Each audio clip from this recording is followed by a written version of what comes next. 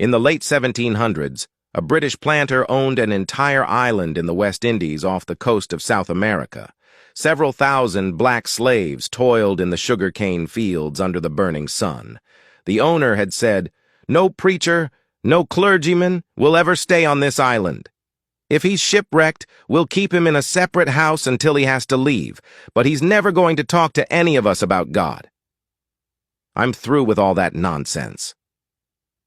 3,000 slaves from the jungles of Africa were doomed to live and die without hearing of Christ. 2 young Germans in their 20s from the Moravian sect heard about their plight.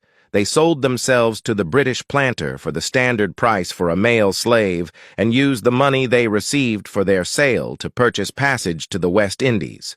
The miserly atheist planter would not even transport them.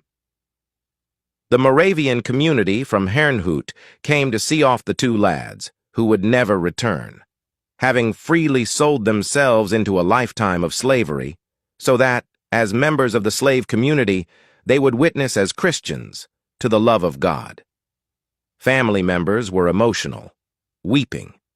Was their extreme sacrifice wise? Was it necessary? The ship's housings were cast off and curled up on the pier.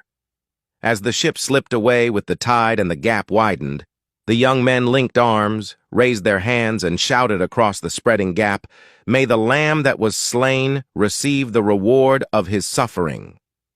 This became the call of Moravian missions, and this is our only reason for being, that the Lamb that was slain may receive the reward of his suffering.